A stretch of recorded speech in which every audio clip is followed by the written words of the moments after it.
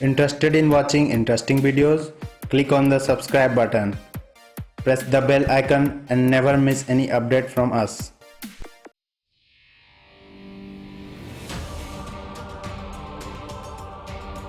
मृत्यु एक शाश्वत सत्य है। जिसने भी इस धरती पर किसी भी रूप में जन्म लिया है, उसे एक न एक दिन इस शरीर को छोड़कर मृत्यु को गले लगाना ही है। आप कभी न कभी यह जरूर सोचते होंगे कि मृत्यु के बाद आखिर होता क्या है। दुर्भाग्य से इस प्रश्न का कोई ठोस उत्तर किसी के पास नहीं है। हाँ, यह जरूर है कि पूरी दुनिया के वैज्ञानिक अपने स्तर पर इसका जवाब खोजने में लगे हुए हैं। हाल ही के कुछ दशकों में वैज्ञानिकों ने मौत से जुड़ी कुछ ऐसी थ्योरीज दी हैं जो अपने आप में आश्चर्यजनक और अद्भुत हैं। आज के इस एपिसोड में हम इनमें से 9 के बारे में बात करेंगे।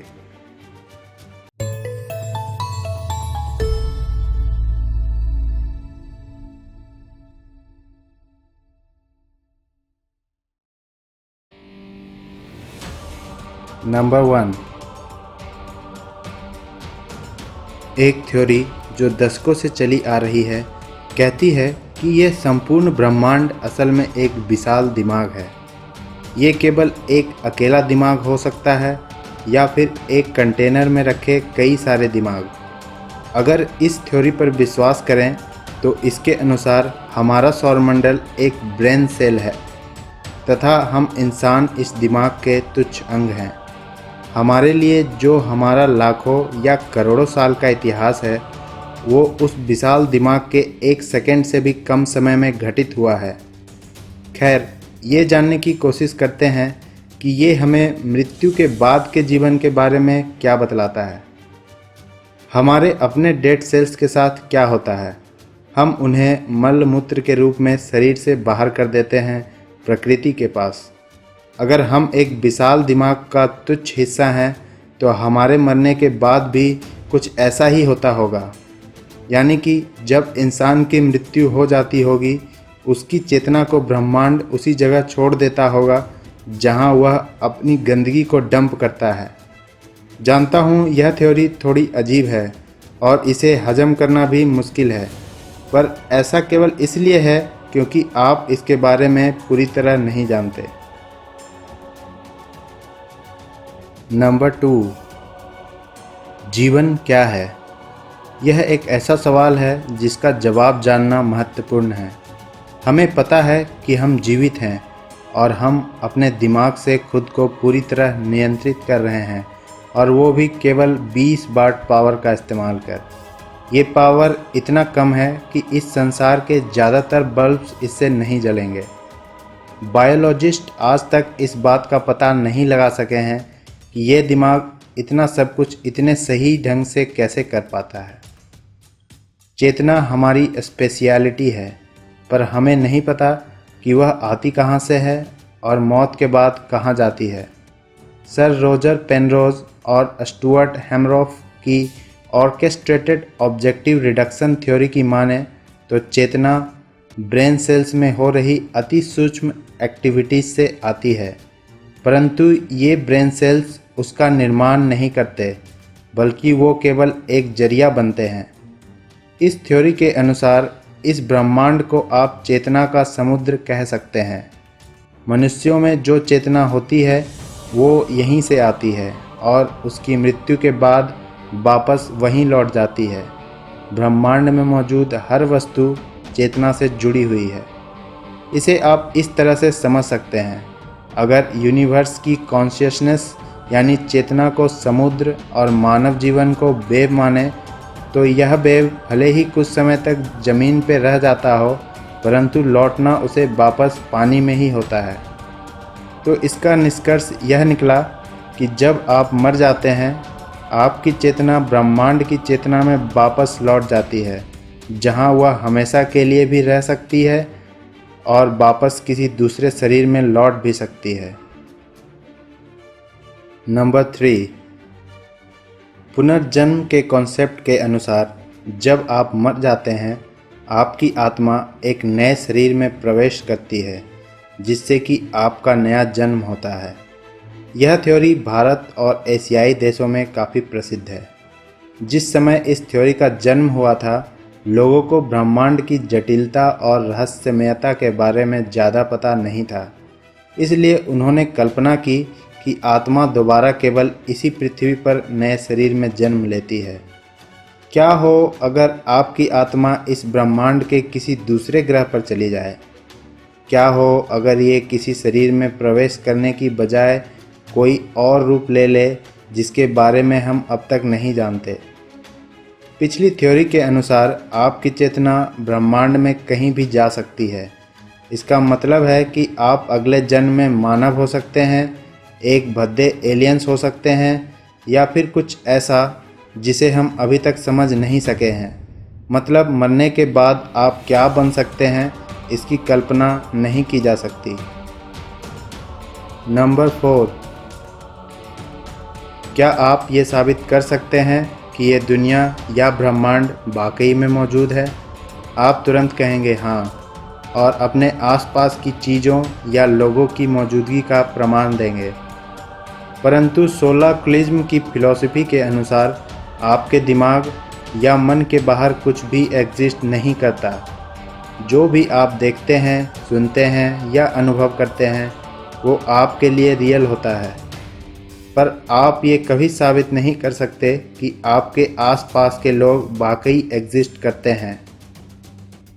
आइए GTA वाइस सिटी गेम से इसे समझते हैं।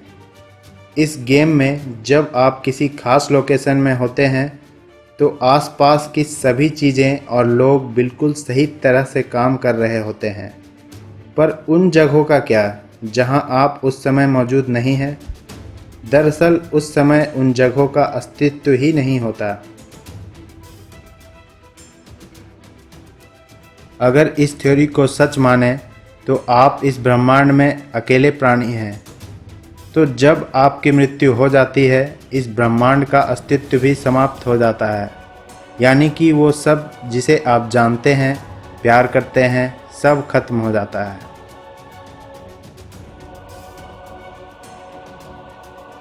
नंबर 5, आप सब ने अपने जीवन में कभी न कभी ये ज़रूर महसूस किया होगा कि कोई स्थान या कोई व्यक्ति आपको जाना पहचाना लगता है, जबकि आप उस स्थान पर पहले कभी नहीं गए या उस व्यक्ति से पहले कभी नहीं मिले। इसे डेजा वू कहते हैं।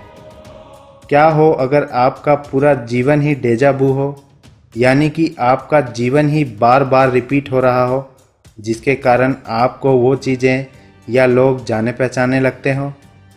ऐसा 2 तरीक़ों से हो सकता है। पहला, आपकी ज़िंदगी एक फिल्म की तरह हो जो ख़त्म होने के बाद फिर से रिपीट होने लगती हो। दूसरा, आपकी ज़िंदगी रिपीट तो होती है, पर हर बार आपका इस पर बेहतर कंट्रोल होता है। तो ये काफ़ी हद तक ग्राउंड हॉग डे फिल्म की तरह है। हालांकि इसमें बस ये अंतर है कि आपकी ज़िंदगी फिर से तब शुरू होती है जब आप मर जाते हैं। आप हर बार अपनी ज़िंदगी जीते हैं बिना ये जाने हुए कि आप इसे दोबारा जी रहे हैं। नंबर 6,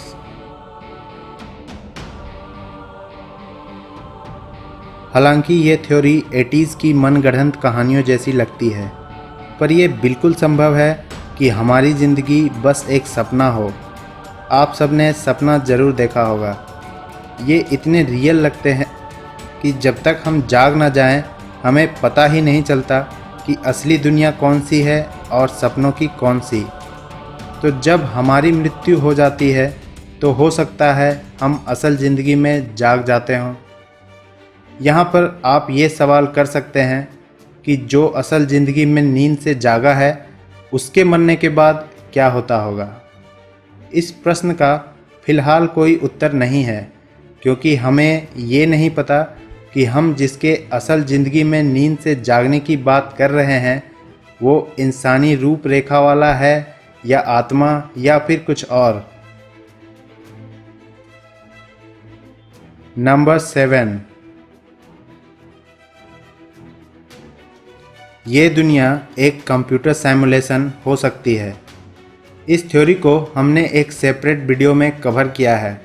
डिस्क्रिप्शन में दिए गए लिंक के जरिए आप उस एपिसोड को देख सकते हैं। अगर इस दुनिया के कंप्यूटर सिमुलेशन होने की बात की जाए तो ऐसा दो तरीक़ों से मुमकिन है। पहला, आपके चेतना को प्रोग्राम किया गया हो इस सिमुलेटेड वर्ल्ड में जीने के लिए। दूसरा, ये दुनिया एक हिस्टोरिकल सिमुलेटर हो सकती है जिसमें सब कुछ बनाया गया है, हमारी चेतना को भी, यानी कि हम मात्र एक छोटे से कैरेक्टर हैं। अब अगर हमारी चेतना ही सिमुलेशन है तो जब हम मर जाते हैं ये सिमुलेशन भी ख़त्म हो जाता है और जो इस सिमुलेशन को अब तक चला रहा था वो अपने दूसरे कामों में लगा रहता है, या फिर वो एक नए सिमुलेशन को शुरू कर आपको बिल्कुल अलग जगह या समय में भेज सकता है। वो क्या करेगा वो पूरी तरह उस पर निर्भर करता है। ऐसा करना उसके लिए बहुत आसान है क्योंकि वो कोड जिसने आपको बनाया वो अभी भी उसके पास है, उसे बस दूसरे एनवायरनमेंट में उसे इस्तेमाल करना है। इसका दूसरा पहलू थोड़ा डरावना है। इसके अनुसार सिमुलेशन को कभी भी बंद या चालू किया जा सकता है। हो सकता है सिमुलेशन को लास्ट टाइम उस समय चालू किया गया हो जब आपने अपनी आंखें बंद की थी। आपकी सारी यादें भी उसी समय आप में डाल दी गई थी जो अब आपको बिल्कुल सच्चे लगते हैं। उसी तरह वो सिमुलेशन को उस समय बंद भी कर सकते हैं जब आप सोते हैं। क्या आपको कुछ पता चलेगा? नंबर 8, पृथ्वी के अन्य जीवों के विपरीत मानव केवल एक ऐसा प्राणी है जिसे समय का ज्ञान है। वो ये जानता है कि ये केवल आगे बढ़ता है, हर सेकंड, दिन, महीने और साल के रूप में। पर क्या वास्तव में समय यही है? समय की जो समझ हमें है उसे इंसानों ने ही बनाया है और ऐसा ज़रूरी नहीं कि ब्रह्मांड भी उसी के आधार पर काम करे। हम मानते हैं कि समय नदी की धारा की तरह केवल आगे बढ़ता है, पीछे नहीं। पर हम गलत भी हो सकते हैं। जो बीत गया या जो होने वाला है इसी ब्रह्मांड में वर्तमान के साथ ही एग्जिस्ट करता है, बस हम उसे देख नहीं सकते। कल्पना कीजिए, रियलिटी एक फिल्म स्ट्रिप है और चेतना वो प्रकाश है जिसके कारण हमें स्क्रीन पर फिल्म दिखाई देती है। जब तक फिल्म का कोई फ्रेम प्रकाश के सामने नहीं आता हम उसे देख नहीं पाते, पर फिर भी उसका अस्तित्व होता है। समय और रियलिटी भी बिल्कुल उसी तरह काम करते हैं। हम भूत और भविष्य देख नहीं पाते, पर इसका ये मतलब नहीं कि उनका अस्तित्व ही नहीं है। पर इसका मृत्यु से क्या लेना देना? आप असल में कभी नहीं मरते, यानी कि मृत्यु मात्र एक भ्रम है। आप हमेशा उस फ्रेम में एग्जिस्ट करते रहते हैं। बस ये है कि दूसरे लोगों को आपकी मौजूदगी का पता नहीं चलता। नंबर 9, मौत के बाद के जीवन के बारे में हम कुछ भी पक्के तौर पर नहीं कह सकते। इसका मतलब है कि कुछ भी संभव है। पैरेलल यूनिवर्स थ्योरी के अनुसार इस ब्रह्मांड में अनगिनत रियलिटीज़ हैं और उन रियलिटीज़ में सब कुछ संभव है। इसलिए हो सकता है एक यूनिवर्स ऐसा हो जिसमें हमारा पूर्व जन्म होता हो, या फिर एक ऐसा जिसमें लोग मरने के बाद स्वर्ग या नर्क में जाते हों, या फिर एक ऐसा जिसमें वो ज़ॉम्बीज़ बन जाते हों, या फिर कुछ भी ऐसा जो आप सोच सकते हैं। अगर आप पैरेलल यूनिवर्स के बारे में नहीं जानते तो डिस्क्रिप्शन में आपको इसके वीडियो का लिंक मिल जाएगा। हालांकि मृत्यु से संबंधित सभी थ्योरीज में से यह थ्योरी थोड़ी अजीब है, पर यह बिल्कुल मुमकिन है। मान लीजिए आप स्वर्ग पर विश्वास करते हैं, तो हो सकता है मरने के बाद आप स्वर्ग वाले समानांतर ब्रह्मांड में जाएं। उसी तरह अगर आप पूर्व जन्म में विश्वास करते हैं तो उस समानांतर ब्रह्मांड में चले जाएं जहां पूर्व जन्म होता हो। यानी कि आपकी सोच और आपके विश्वास के अनुसार समानांतर ब्रह्मांड का चुनाव होता हो।